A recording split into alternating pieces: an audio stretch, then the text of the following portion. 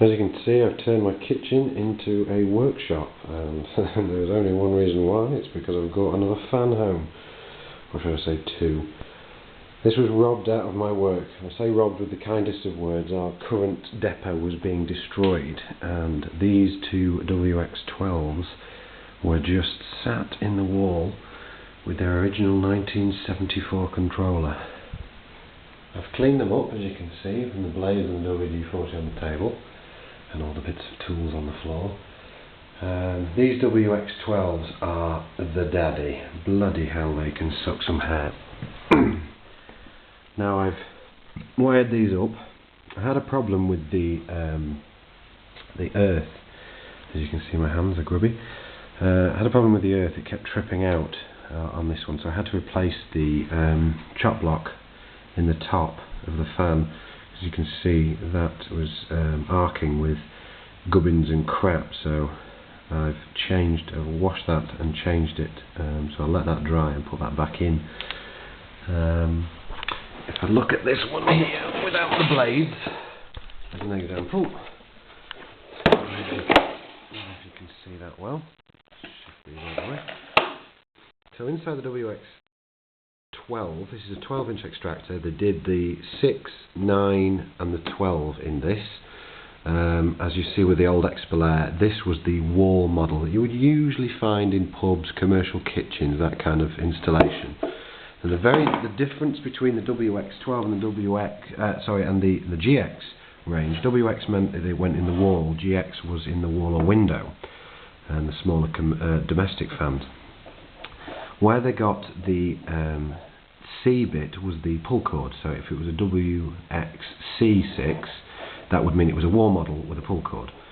Now the WX range tended to have this solenoid.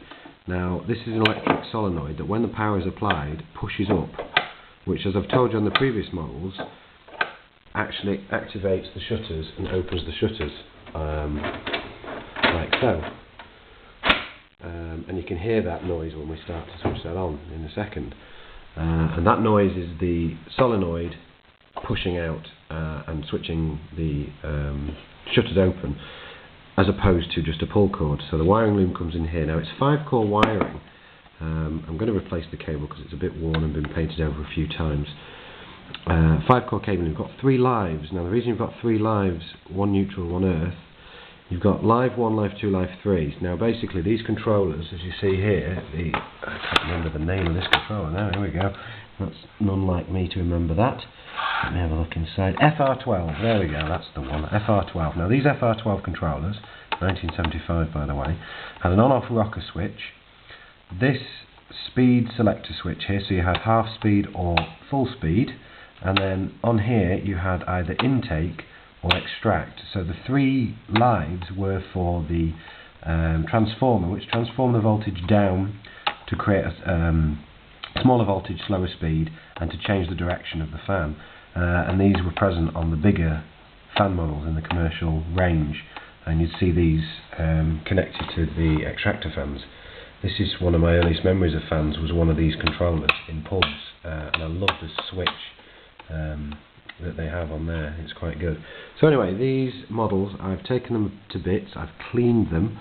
There's still some cleaning to do. All these screws in here you see are all rusted up because it's been in a wall for 30 years, and I took a hammer to it the other day and it didn't like it. So anyway, I cleaned this one up. This one's got the blades on it. Fantastic blades. When these things are cleaned up, they are fantastic. Orange blades, the signature of Xpelair. They really are the Rolls Royce of fans. WD-40'd the motor. It runs fantastically well. The only problem with it is there's a slight noise from the solenoid because of the age and the fact that the shutters don't open fully. So I've greased the shutters as much as I can. So you might hear a buzzing at the beginning when I start this thing up. But as I say, this is a true fan monster, and if I just rest it, because it will fall over otherwise. We'll start this on low speed on extract just to show you what this thing does, and I tell you something, don't half pulse on air. You can hear that fantastic clunking noise as the solenoid switches and as you can feel, it pulls. There you go, there's the noise. It pulls a lot of air.